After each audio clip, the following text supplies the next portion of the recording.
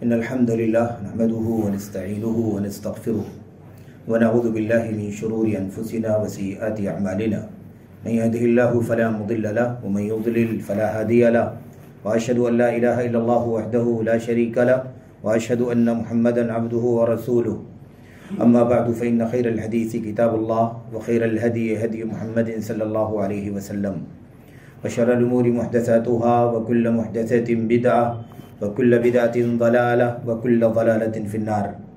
أعوذ بالله من الشيطان الرجيم. بسم الله الرحمن الرحيم. يا أيها الذين آمنوا لا تتخذوا اليهود والنصارى أولياء بعضهم أولياء بعض ومن يتولهم منكم فإنه منهم إن الله لا يهدي القوم الظالمين. وقال عز من قائل ودوا لو تكفرون كما كفروا فتكونون سواء. وقال عز من قائل لقد كفر الذين قالوا إن الله ثالث ثلاثة وما من إله إلا إله واحد إلى آخر الآيات. وقال النبي صلى الله عليه وسلم بعثت بين يدي الساعة بالسيف حتى يعبد الله وحده وجعل رزقي تحت ظل رمحي وجعل الذل والصغار على من خالف أمري ومن تشبه بقوم فهو منهم. وقال النبي صلى الله عليه وسلم لتتبعن سنن من كان قبلكم شبرا بشبر وذراعا بذراع حتى لو دخلوا جحر ضب لدخلتموه. قالوا يا رسول الله فمن؟ قال يهود والنصارى. قال فمن إذن؟ او كما قال النبی صلی اللہ علیہ وسلم.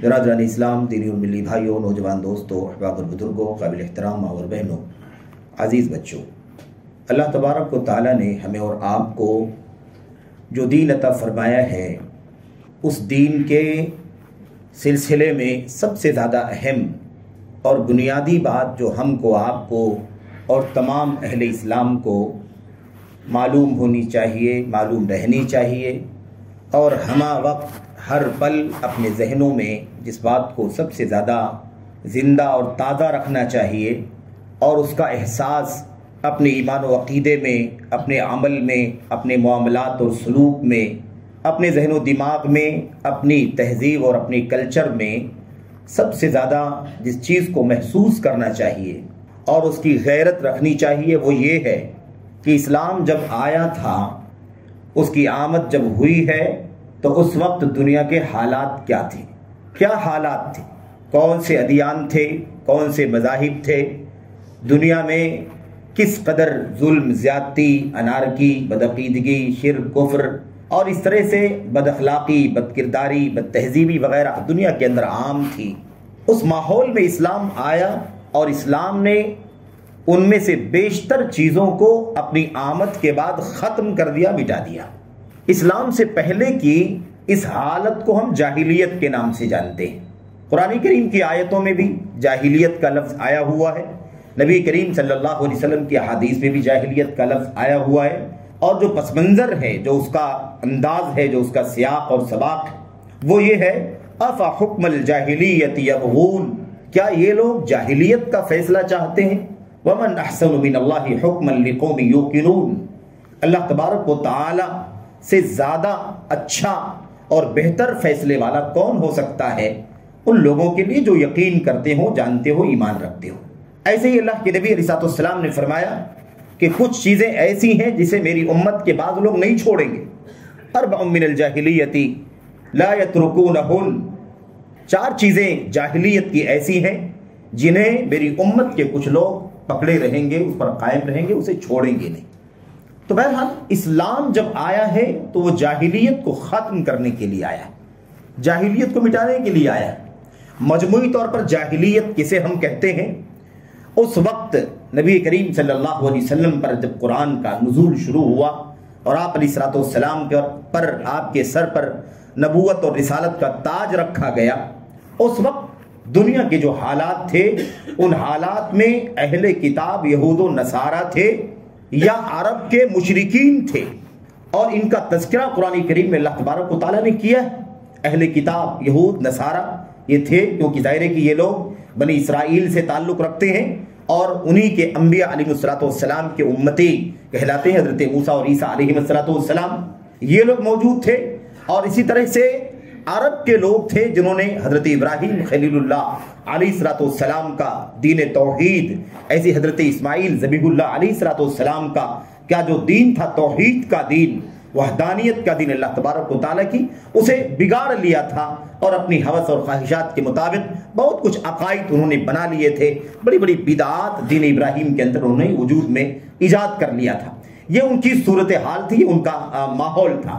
اچھا، پھر اس کے بعد ایک طبقہ ایسے بھی لوگوں کا تھا جو مجوسی کہلاتے تھے، آگ کی پوجا کرنے والے۔ ان تمام لوگوں میں اللہ کے نبی محمد الرسول اللہ صلی اللہ علیہ وسلم نبی بنا کر کے بھیجے گئے، آپ کو رسالت کا مقام دیا گیا۔ اسلام نے یہودیت کی بہت ساری چیزوں کو، اسلام نے عیسائیت کی بہت ساری چیزوں کو، ایسے ہی مجوسیت کو، ایسے ہی میرے بھائیوں عرب کے اندر جو شرک و کفر کا ماحول ابراہیم خلیل اللہ علیہ السلام کے دین سے ہٹ کر کے لوگوں نے بنا لیا، ان میں سے بیشتر چیزوں کا خاتمہ اسلام نے کر دیا، قرآن کریم نے کر دیا۔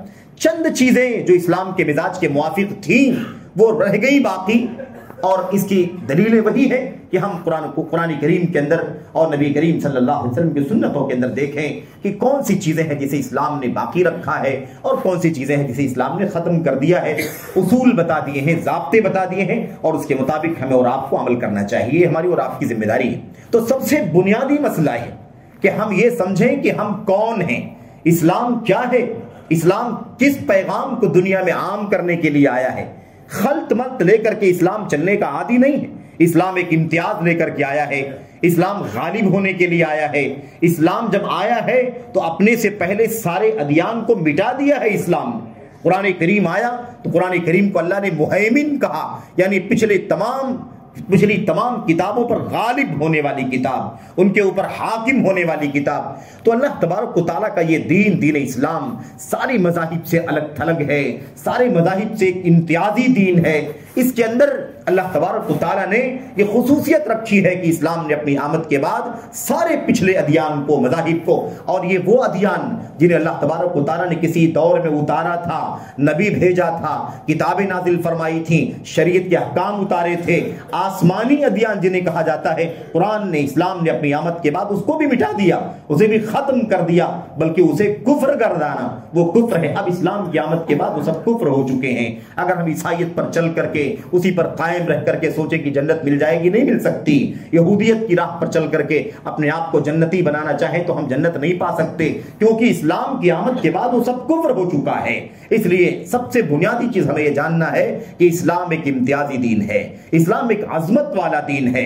اسلام کسی کے پیچھے چلنے کے لیے نہیں آیا، مسلمان کسی کی غلامی کرنے کے لیے، کسی کے ماتحتی اختیار کرنے کے لیے، کسی کے قدم قدم نقالی کرنے کے لیے، کسی کی اتباع اور پیروی کرنے کے لیے، کسی کے دیکھا دیکھی کرنے کے لیے اسلام اور مسلمان نہیں آئے میرے بھائیوں۔ اسلام کو اللہ تبارک و تعالیٰ نے یہ عظمت عطا فرمائی ہے کہ اسلام غالب ہونے کے لیے آیا ہے، اسلام بلند ہونے کے لیے آیا ہے۔ الاسلام یعلو ولا یعلی علیہ، اسلام بلند ہوتا ہے، بلندی ہے اسلام کے اندر، اس کے اوپر کوئی بلند ہو جائے اسلام اس لیے آیا ہی نہیں۔ اس لیے اسلام کے ماننے والوں کو سب سے بنیادی چیز یہ جاننا ہے کہ اسلام جب آیا تھا تو کس ماحول میں آیا تھا، اسلام آیا تو کیا مٹا دیا، اسلام آیا تو کیا ختم ہو گیا، اسلام آیا تو اسلام کی آمد کے بعد اب تبدیلیاں کیا ہو گئیں۔ ہمیں اس تصور کو اپنے ذہن میں رکھنا ہے، یعنی جاہلیت کی خلاف ورزی، جاہلیت کی مخالفت، جاہلیت کا توڑ اسلام نے اپنی آمد کے بعد جاہلیت اور اسلام کے بیچ میں ایک خط امتیاز کھینچ دیا۔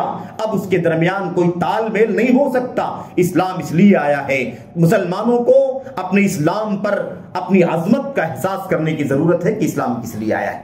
میرے بھائیوں، اسلام جب جاہلیت کی رد کے لیے آیا، جاہلیت کو مٹانے کے لیے آیا، تو ہمیں یہ بھی جاننا ضروری ہے کہ جاہلیت میں کیا کیا ہوا کرتا تھا جس کا خاتمہ کرنے کے لیے اسلام آیا۔ جب تک ہم اس باطل کو نہیں جانیں گے تب تک اس حق کی عظمت کو بھی نہیں سمجھیں گے۔ ایسا لگتا ہے بہت سارے لوگوں کو کہ جیسے دیگر بہت سارے ادیان تھے، بہت سارے مذاہب آئے دنیا میں، ایسے یہ بھی ایک دین ہے، یہ دین سارے دینوں پر حاکم ہے، اس کی کتاب ساری کتابوں پر غالب ہے، یہ دین غالب ہونے کے لیے آیا ہے، اب یہ قیامت تک رہے گا، زمان و مکان کی قید سے آزاد یہ دین اسلام غالب ہو کر کے رہے گا۔ دنیا کی ساری مخالفتیں، دنیا کی ساری دشمنیاں، دنیا کے سارے پلان اور منصوبے، دنیا کی ساری سازشیں، سارے ہتھ کنڈے، سارے حق اور باطل منصوبے اسلام کے خلاف ناکام ہو کر کے رہ جائیں گے، اسلام غالب ہو کر کے رہے گا۔ تو اسلام کے ماننے والوں کو اپنے اندر ایک عزت اور ایک خودداری کا احساس ہونا چاہیے، بڑکپن کا احساس ہونا چاہیے۔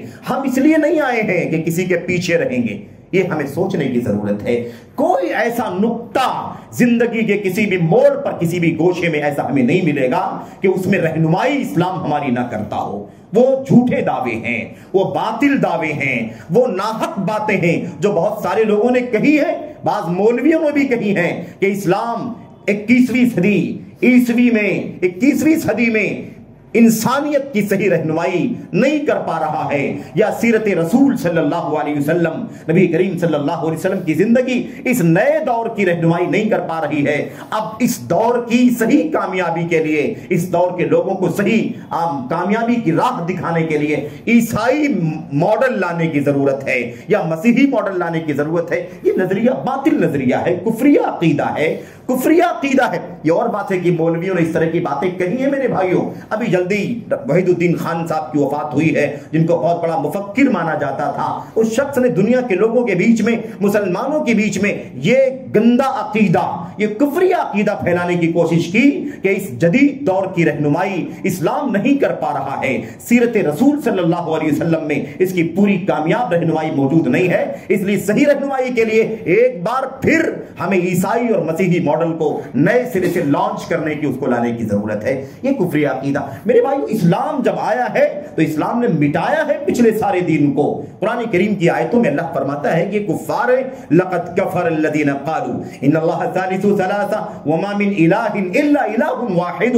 اللہ تبارک و تعالیٰ فرماتا ہے یقیناً جن لوگوں نے تین خداؤں کا، تین معبودوں کا عقیدہ رکھا وہ کافر ہیں، یقیناً وہ کافر ہیں، لقد یقیناً کافر ہیں، الذین قالوا ان اللہ ثالث ثلاثہ، اللہ تبارک و تعالیٰ تین میں سے تیسرا ہے۔ تثلیث کا عقیدہ رکھنے والے، ٹرینٹی کا عقیدہ رکھنے والے، تین معبودوں کا، تین خداؤں کا عقیدہ رکھنے والے، اللہ تبارک و تعالیٰ فرماتا ہے کہ یہ لوگ کافر ہیں۔ وما من الہ الا الہ واحد، کوئی معبود حقیقی نہیں ہے سوائے ایک اللہ تبارک و تعالیٰ کے۔ یہ عقیدہ ہمارا میرے بھائیوں مسلمانوں کا عقیدہ ہے، اور ساری انسانیت کا یہ عقیدہ ہونا چاہیے۔ تو اس عظمت کو سمجھنے کی ضرورت ہے کہ ہمیں کسی تثلیث والے کے پیچھے چلنے کی ضرورت نہیں ہے۔ کوئی بھی خوبی دکھائی دیتی ہو، کوئی بھی اچھائی نظر آتی ہو، تو ہمیں یہ سوچنا ہے کہ اس اچھائی سے زیادہ اچھائی اسلام کے اندر موجود ہے، اس عظمت سے زیادہ عظمت والی چیز اسلام کے اندر موجود ہے۔ ہمیں کہیں بھی ماتحتی کا، کہیں بھی غلامی کا، کہیں بھی مرعوبیت کا، کہیں بھی متاثر ہو جانے کا نظریہ اپنے ذہن میں آنے دینے کی گنجائش نہیں رکھنی چاہیے۔ یہ ہماری اور آپ کی سوچ ہونی چاہیے۔ اور اسلام عزت والا، اسلام خودداری والا دین ہے، اسلام شان و شوکت والا دین ہے، جسے اللہ تبارک و تعالیٰ نے ہمیں اور آپ کو عطا فرمایا ہے۔ میرے بھائیو، میرے بزرگوں، چونکہ اس موقع پر آپ اور ہم جانتے ہیں کہ آج 30 تاریخ ہے، اور کل کی تاریخ کے ساتھ ہی میرے بھائیوں شب میں نئے سال کے آمد کی جشن منایا جائے گا، اور عیسائی دنیا بہت بڑی لمبی دولت خرچ کر رہی ہے، ہمیں ان سے نہیں لینا دینا ہے۔ ہمارا مسئلہ یہ ہے کہ ہم مسلمان ہیں تو ہمیں اسلام کی عظمت کو اپنے ذہنوں میں زندہ رکھنے کی ضرورت ہے۔ میرے بھائیوں، مسئلہ یہ ہے کہ ہمارے بہت سارے مسلمان بھائی جانتے ہوئے نہ جانتے ہوئے، بعض لوگ رواداری کے نام پر، بعض لوگ کاروبار میں شراکت کے نام پر، بعض لوگ پڑوس کے نام پر، اور بعض لوگ اسلام کے اندر نرمی ہے، اسلام کے اندر سماحت ہے، اسلام کے اندر ٹالرنس اور رواداری ہے، اس نام پر بہت سارا تال میل عیسائیوں سے، یہودیوں سے رکھتے ہیں۔ لیکن میرے بھائیوں، یہ اگر سماجی حد تک ہو، انسانی حد تک ہو، تب تو ٹھیک ہے، لیکن یہ تعلقات اتنا بڑھ جاتے ہیں کہ ایمان و عقیدے کے دائرے میں بھی داخل ہو جاتے ہیں۔ ایمان و عقیدے کے دائرے میں۔ اب یہ جو نیا سال جو ہے میرے بھائیوں، اس نئے سال کے موقع پر جو جشن منایا جاتا ہے، اور ابھی 25 تاریخ گزری ہے جس میں کرسمس کا عقیدہ، کرسمس کا تہوار عیسائیوں نے منایا ہے، اس میں بھی ہمارے بہت سارے مسلمان بھائیوں نے ان کو مبارکبادیاں دی ہیں، انہیں وش کیا ہے، انہیں گریٹنگ کا تبادلہ کیا ہے، مٹھائیوں اور دیگر چیزوں کے ذریعے سے تحفوں کا تبادلہ کیا ہے، ہدیے کا لین دین کیا ہے، مالی مدد اور چندہ دیا ہے، اور ان کے مجلسوں میں اور ان کے فنکشنز میں فیسٹیولز میں شرکت کیا ہے۔ بہت سارے مسلمان بھائی، جوانوں کا ایک طبقہ، بچوں کا طبقہ، بچیوں کا طبقہ، اور بہت سارے کاروباری سرکل اور تعلیم اور ایجوکیشن کے سرکل کے لوگوں نے اس کے اندر پورا ساتھ دیا ہے۔ ان کا سوچنا یہ ہے کہ اسلام تو بہت نرمی کا دین ہے، اسلام سب کے ساتھ اچھا سلوک کرنے کی بات کرتا ہے، تو وہ اگر ہمیں عید کے موقع پر مبارکبادی دیتے ہیں، عید الاضحیٰ کے موقع پر، عید الفطر کے موقع پر، رمضان کی مبارکبادی دیتے ہیں، تو یہ کون سی بے غیرتی کی بات ہوگی کہ ہم ان کی خوشی میں شریک ہو کر کے ہم ان کو مبارکبادی نہ دیں۔ میرے بھائی، اس انداز سے بعض لوگ سمجھتے ہیں، یہ نہیں سمجھتے ہیں کہ مسئلہ کفر اور ایمان کا ہے، مسئلہ شرک اور توحید کا ہے، مسئلہ حق اور باطل کا ہے، مسئلہ ہدایت اور ضلالت کا ہے، مسئلہ دھوپ اور چھاؤں کا ہے، مسئلہ ظلمت اور نور کا ہے۔ یہ مسئلہ سماجی نہیں ہے، مسئلہ میرے بھائیوں یہ انسانی نہیں ہے، مسئلہ عقیدے سے تعلق رکھتا ہے۔ بھلا وہ اگر ہمیں مبارکبادی دیتے ہیں تو سب سے پہلے تو ہم ان کی مبارکبادیوں کی محتاج نہیں، لیکن اگر وہ دیتے ہیں تو وہ توحید پرستوں کو، ہم مسلمانوں کو رمضان کی مبارکبادی دیتے ہیں، عیدین کی مبارکبادی دیتے ہیں، تو وہ تو توحید والوں کو، اسلام پرستوں کو اسلام کی مبارکبادی دیتے ہیں، تو کیا اس کے تبادلے میں ہم کفر کرنے والوں کو ان کے کفر پر مبارکبادی دیں گے؟ ہم بت پرستوں کو مبارکبادی دیں گے؟ کیا ہم صلیب کی پوجا کرنے والوں کو صلیب کا سجدہ کرنے پر مبارکبادی دیں گے؟ کیا ہم کہیں گے میری کرسمس، اس لیے کہ وہ ہمیں ہیپی نیو ایئر کہتے ہیں، ہیپی عید کہتے ہیں، ہیپی رمضان کہتے ہیں، یا مبارکبادی پیش کرتے ہیں؟ میرے بھائیو ہرگز نہیں کر سکتے۔ کیوں؟ اس لیے کہ جب ایک مسلمان اگر کہہ دے میری کرسمس اگر کہہ دیتا ہے، یا مثلا ہیپی کرسمس کہہ دیتا ہے، تو اس کا مطلب یہ ہوتا ہے کہ اس موقع پر جو ان کی خوشی ہے، ان کا جو تہوار ہے، اس تہوار میں وہ شریک ہو رہا ہے، اس کی خوشی میں شریک ہو رہا ہے۔ اور وہ تہوار کیسا ہے؟ وہ تہوار باطل تہوار ہے، وہ کفریہ شرکیہ تہوار ہے۔ اللہ تبارک و تعالی میرے بھائیوں بری ہے ولادت سے، اللہ نے نہ جنا ہے نہ وہ جنا گیا ہے، نہ کسی کا باپ ہے نہ کسی کی اولاد ہے۔ لم یتخذ صاحبۃ ولا ولدا، اللہ نے نہ کوئی بیوی بنائی ہے نہ کوئی اولاد ہے اس کے پاس۔ مشرکین مکہ نے کہا تھا کہ فرشتے اللہ تبارک و تعالیٰ کی بیٹیاں ہیں، اللہ نے فرمایا کہ یہ کتنا اوچھا الزام ہے کہ اگر بیٹیاں ہم نے اپنے لیے کر لیا ہے تمہارے کہنے کے مطابق، تو تمہارے ہاں بچی پیدا ہوتی ہے تب تو تمہارے چہرے سیاہ ہو جاتے ہیں۔ کیسی بات کرتے ہو، کیسا الزام لگاتے ہو؟ میرے بھائیو اللہ تبارک و تعالیٰ لم یلد ولم یولد، نہ اس نے جنا ہے نہ وہ جنا گیا ہے، یہ عقیدہ ہمارا ہے۔ لیکن افسوس کے ساتھ کہ یہ بات اپنی زبان سے بولنے والا مسلمان اور یہ عقیدہ رکھنے والا مسلمان بھی اپنی جہالت کی بنیاد پر وہ مشرکوں کو، ان کفار کو، عیسائیوں کو ان کے کرسمس میں مبارکبادی دیتا ہے۔ یہ نہیں سمجھتا ہے کہ اس مبارکبادی کا مطلب یہ ہوتا ہے یا ایک عیسائیوں، اے کرسچنز، آپ کا جو عقیدہ ہے کہ عیسیٰ علیہ السلام اللہ کے بیٹے ہیں اور اللہ تبارک و تعالیٰ نے 25 تاریخ کو عیسیٰ علیہ السلام کو پیدا کیا ہے، اللہ کا بیٹا عیسیٰ پیدا ہوا ہے، یہ تمہارا جو تہوار ہے نا، تم خوشی منا رہے ہو، مبارک ہو تمہیں یہ شرکیہ اور کفریہ عقیدہ، ہم بھی تمہارے ساتھ میں شریک ہیں، مبارکبادی دے رہے ہیں۔ یہ مطلب ہوتا ہے میرے بھائیوں، کتنی آسانی سے ہم شرک و کفر میں ساتھ دینے والے بن جاتے ہیں۔ یاد رکھو، تہوار کسی بھی دھرم کا شعار ہوا کرتے ہیں، تہوار، عیدیں، مناسبتیں، فیسٹیولز جتنے بھی ہوتے ہیں وہ کسی بھی تہذیب کا، کسی بھی دھرم کا، کسی بھی دین کا حصہ ہوا کرتے ہیں جس سے وہ پہچانے جاتے ہیں۔ میرے بھائیوں اس لیے ہم یہ نہ سمجھیں کہ یہ تہواروں کا تعلق سماج سے ہے، تہواروں کا تعلق انسانی تعلقات سے ہے، تہواروں کا تعلق تو آپس میں ہنسنے بولنے، ہنسنے کھیلنے، خوشی منانے سے اس کا تعلق ہے، بلکہ یہ دین کا دھرم ہے، دین کا دھرم کا حصہ ہے میرے بھائی۔ اس لیے ہمیں اور آپ کو اس میں بہت زیادہ باریکی سے، گہرائی سے سوچنے کی ضرورت ہے۔ سب سے پہلی بات یہ ہے کہ اللہ تبارک و تعالیٰ نے ہمیں اور آپ کو یہ اعزاز بخشا ہے۔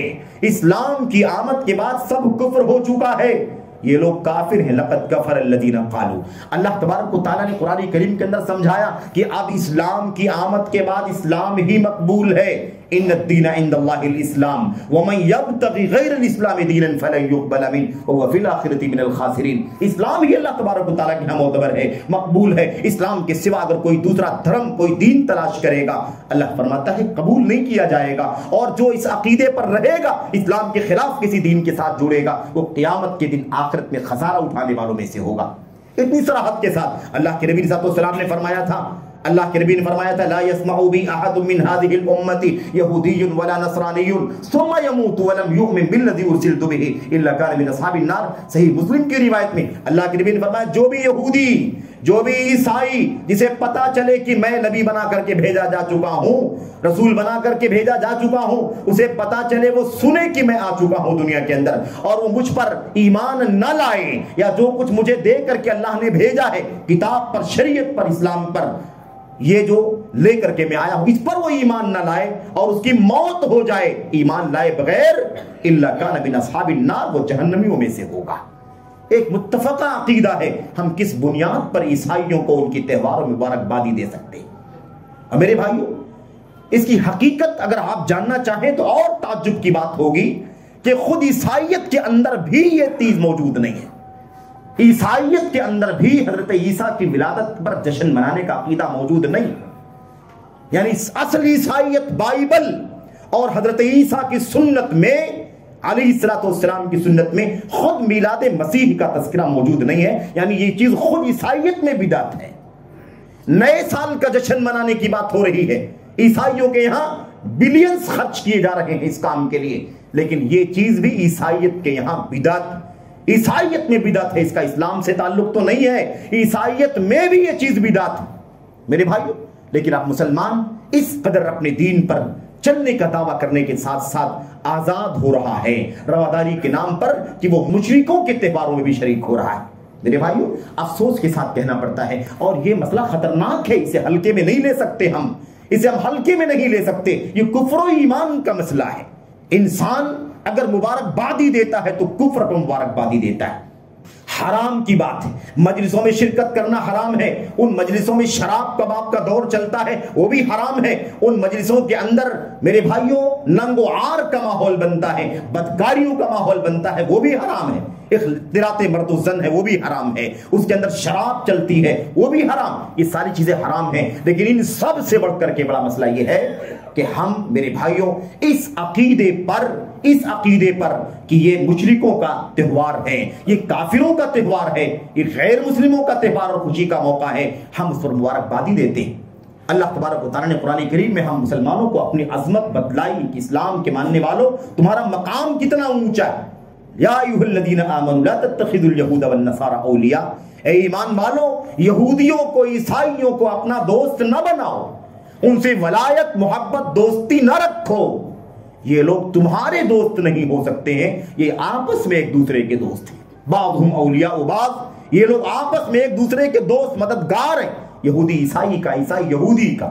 میرے بھائیو، اللہ فرماتا ہے وَمَن يَتَوَلَّهُم مِّنكُمْ فَإِنَّهُ مِنْهُمْ. یاد رکھو تم مسلمانوں میں سے جو ان سے دوستی رکھے گا، ان کے ساتھ ولایت اور محبت کا تعلق رکھے گا، قربت کا تعلق رکھے گا، فَإِنَّهُ مِنْهُمْ، یقیناً وہ انہی میں سے ہو جائے گا، یقیناً وہ انہی میں سے ہو جائے گا.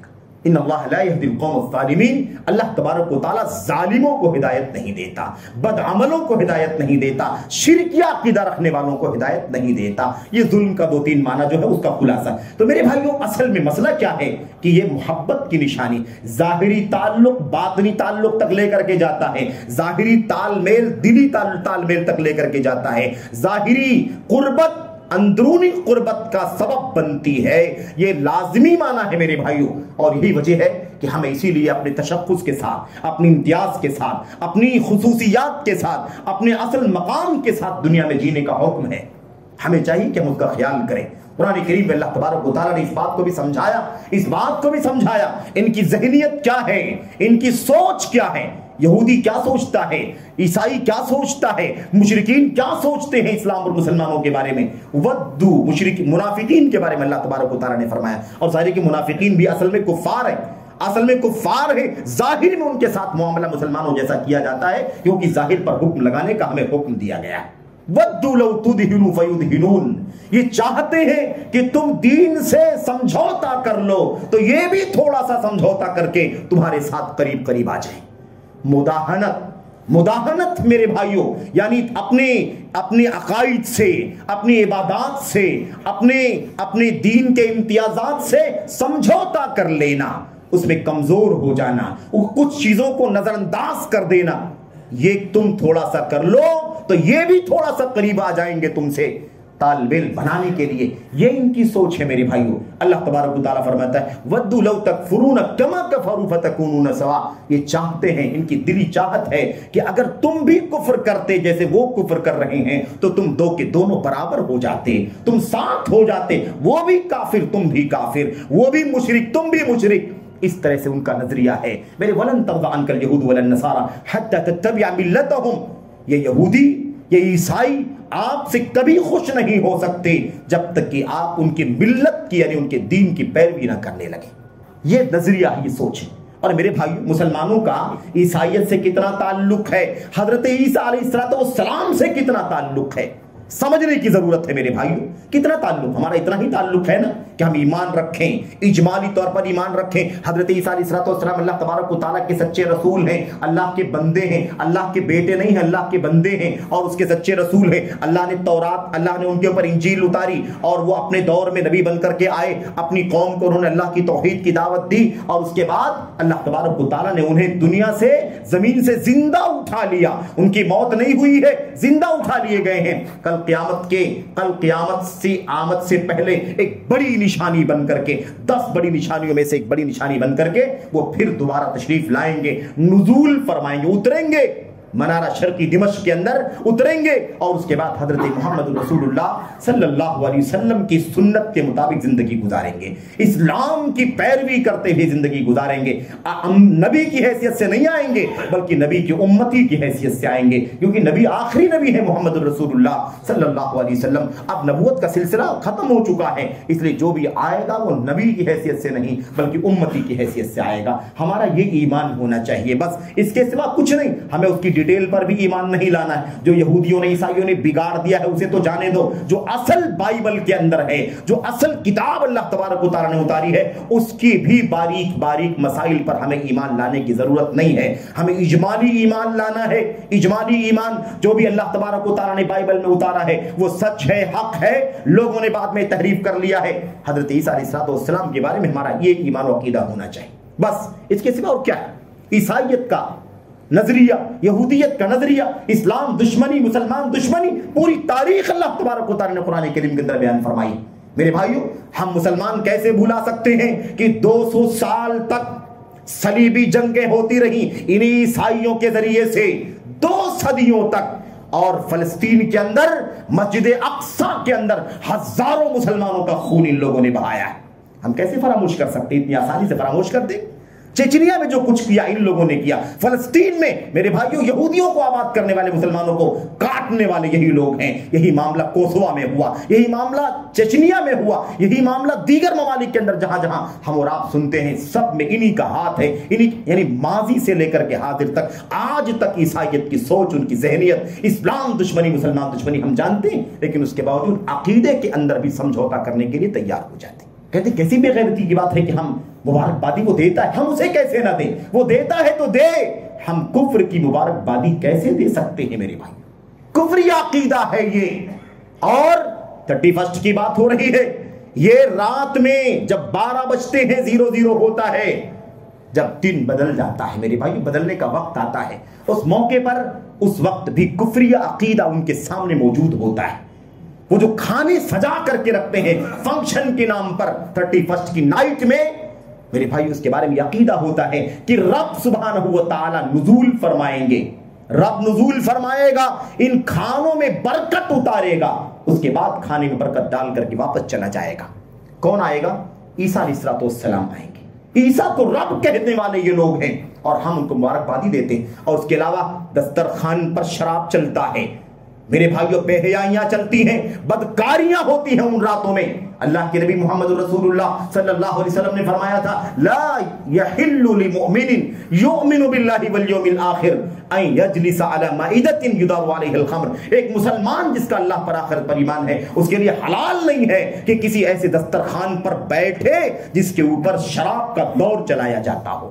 ایسے دسترخوان پر بیٹھنا جائز نہیں ہے، لیکن لوگ رواداری کے نام پر شرکت کرتے ہیں، حفل کے اندر، پروگراموں کے اندر، ان کی فیسٹیول کے اندر شرکت کرتے ہیں۔ یہ عجیب و غریب معاملہ میرے بھائیوں چل رہا ہے، اور اس میں سب سے خطرناک بات یہ ہے کہ کفریہ عقیدہ ہے، اور چیزوں کو نظر انداز کر سکتے ہیں۔ امام ابن القیم رحمۃ اللہ علیہ نے بڑی وضاحت سے اس مسئلے کو لکھا اور سمجھایا کہ جو غیر مسلمانوں کے شعار ہیں، یعنی اسلام کے عقیدے کے علاوہ یہودیت ہے، عیسائیت ہے، بت پرستی ہے، یا مثال کے طور پر آگ کی پوجا کرنے والے ہیں، جینزم ہے، بدھزم، جتنا بھی ادیان غیر اسلامی ہیں، ان سب دینوں اور دھرموں کے جو شعائر ہیں، یعنی ان کے دین کی جو نمایاں چیزیں ہیں، ان چیزوں میں ان کو مبارکبادی دینا یہ تقریباً کفر ہے، اور کفر نہیں ہے تو حرام کا بدترین درجہ ہے۔ میرے بھائیوں یہ کتنا خطرناک مسئلہ ہے، حرام ہے، متفقہ طور پر حرام ہے، اس میں کسی اسلک مسلک کا بھی اختلاف نہیں میرے بھائیوں، سب متفق ہیں۔ غیر اسلامی تہواروں پر، شعاروں پر مبارکبادی دینا اسلام کے لیے، مسلمانوں کے لیے جائز نہیں ہے۔ ابن قیم فرماتے ہیں اگر کسی کرسچن کو اگر کوئی مبارکبادی دیتا ہے تو اس کا مطلب وہ یہ کہتا ہے کہ آپ کراس کی عبادت کرتے ہیں، صلیب کی پوجا کرتے ہیں، آپ کو صلیب کی پوجا کرنا مبارک ہو۔ اگر ہم کہتے ہیں تو اس کا مطلب ہے کہ ہم اس صلیب کی پوجا کرنے پر اسے مبارکبادی دیتے ہیں۔ میرے بھائی بڑا خطرناک مسئلہ ہے، نازک مسئلہ ہے۔ اللہ تبارک و تعالیٰ قرآن کریم کے اندر ارشاد فرماتا ہے والذین لا یشہدون الزور واذا مروا باللغو مروا کراما، ایمان والوں کی خوبی بیان کرتے ہوئے وعباد الرحمن الذین یمشون علی الارض ہونا، عباد الرحمن اللہ کے بندوں، خاص بندوں، ایمان والے بندوں، ان کی خصوصیت اور ان کی صفات بیان کرتے ہوئے اللہ تبارک و تعالیٰ فرماتا ہے، ایک سلسلہ ہے، بہت ساری باتیں بیان فرمائی، اسی سیاق میں اللہ تبارک و تعالیٰ فرماتا ہے والذین لا یشہدون الزور، یہ بھی اللہ کے نیک بندوں کی خصوصیت ہے کہ وہ زور میں حاضر نہیں ہوتے، زور جھوٹ کو بولتے ہیں، زور باطل کو بولتے ہیں، وہ لوگ باطل میں، زور میں، جھوٹ میں حاضر نہیں ہوتے۔ وَإِذَا مَرُّوا بِاللَّغْوِ مَرُّوا كِرَامًا، اور اگر فضول چیز سے، لغو سے، کھیل تماشے سے اگر گزرنے کی نوبت آتی ہے تو بالکل احترام کے ساتھ، یعنی اپنے آپ کو بچا کر کے، اپنی دامن کو بچا کر کے بہت سادگی سے چپکے سے نکل جاتے ہیں تاکہ اس کی زد میں نہ آ جائیں، نہ اسے سنیں، نہ اسے دیکھیں، نہ اس میں شریک ہوں، کسی بھی طریقے سے بچا کر کے وہ نکل جاتے ہیں۔ اس کی آیت کریمہ کی تفسیر اگر آپ اٹھا کر کے دیکھیں، حافظ ابن کثیر کہتے ہیں اس کی تفسیر میں مفسرین، صحابہ، تابعین کی بڑی باتیں ہیں۔ کسی نے کہا کہ زور میں حاضر نہیں ہوتے ہیں یعنی شرک نہیں کرتے ہیں، بعض لوگوں نے کہا یعنی شراب نہیں پیتے ہیں، بعض لوگوں نے کہا زناکاری نہیں کرتے ہیں، بعض لوگوں نے کہا اس سے مراد یہ گانے بجانے ہیں، گانے بجانے اور ڈھول تاشے میں شرکت نہیں کرتے ہیں، کسی نے اور کوئی بات کہی۔ لیکن میرے بھائیوں حضرت ربیع بن انس نے، حضرت ابو العالیہ نے اور کئی بڑی تعداد مفسرین تابعین کی کہتی والذین لا یشہدون الزور، جو لوگ زور میں حاضر نہیں ہوتے ہیں، اس کا مطلب یہ ہے کہ وہ مشرکوں کے تہواروں میں شریک نہیں ہوتے، مشرکوں کے تہواروں میں، غیر مسلموں کی عیدوں میں، ان کے تہواروں میں شریک نہیں ہوتے، حاضر نہیں ہوتے۔ یہ اہل ایمان کی پہچان ہے، اہل ایمان کی پہچان ہے، اپنے اسلام کی عظمت کا احساس کرتے ہیں کہ ہمیں کسی غیر اسلامی تہوار میں جانے کا کیا حق پہنچتا ہے؟ کیا ایک اونچا پستی کی طرف جا سکتا ہے؟ کیا ایک اعلیٰ ادنا کی طرف جا سکتا ہے؟ کیا ایک عظمت والا پستی کی طرف جا سکتا ہے؟ یہ کام مسلمان نہیں کر سکتا میرے بھائیوں۔ یہ اللہ کے نبی محمد، یہ اللہ تبارک و تعالیٰ کے کلام کی آیت کریمہ ہے جس کی تفسیر میں مفسرین تابعین نے بات کہی ہے۔ تو اہل ایمان کی پہچان یہ ہے کہ وہ غیر مسلموں کے تہواروں میں شرکت نہیں کرتے۔ شرکت کا مطلب صرف فزیکلی جانا نہیں ہے، اس میں چندہ دینا بھی ہے، مبارکبادی دینا بھی ہے، تحفے لینا بھی ہے، تحفے دینا بھی ہے، کسی بھی حیثیت سے شراکت ہو سکتی ہے۔ ہمیں ہر طرح سے شرکت کرنے سے منع کیا جا رہا ہے۔ حضرت عمر بن خطاب رضی اللہ تعالیٰ عنہ نے کہا تھا لا تدخلوا اعداء اللہ فی کنائسہم فإن السخطۃ تنزل علیہم، اے لوگو اللہ کے دشمنوں کے تہواروں میں، ان کی کنیسوں میں نہ جاؤ، ان کے تہواروں میں شرکت نہ کرو، کیونکہ جب وہ غیر مسلمان اللہ کے دشمن تہوار مناتے ہیں تہوار مناتے ہیں تو ان کے اوپر اللہ تبارک و تعالیٰ کا غضب اور اللہ کی لعنت اترتی ہے. اگر تم شرکت کرو گے تو تم پر بھی اللہ تبارک و تعالیٰ کا غضب نازل ہوگا.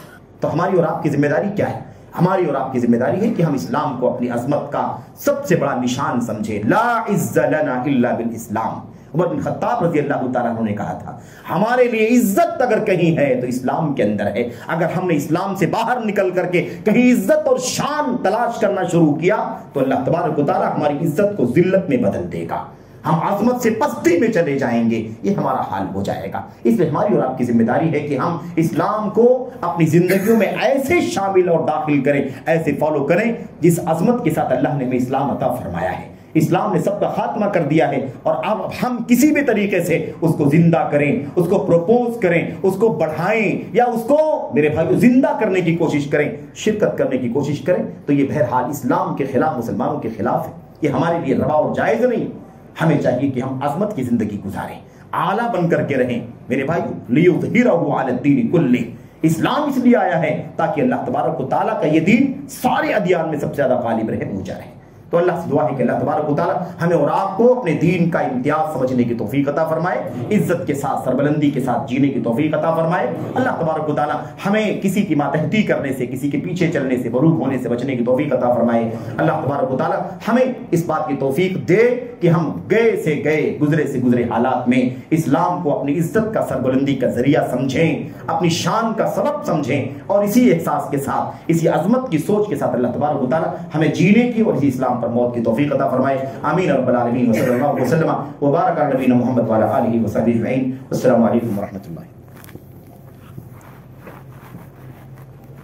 الحمدللہ نحمده ونستعینه ونستغفره. اللهم صل علی محمد وعلى آل محمد كما صليت على إبراهيم وعلى آل إبراهيم إنك حميد مجيد. اللهم بارك على محمد وعلى آل محمد كما باركت على إبراهيم في العالمين إنك حميد مجيد. سبحان ربك رب العزة عما يصفون وسلام على المرسلين والحمد لله.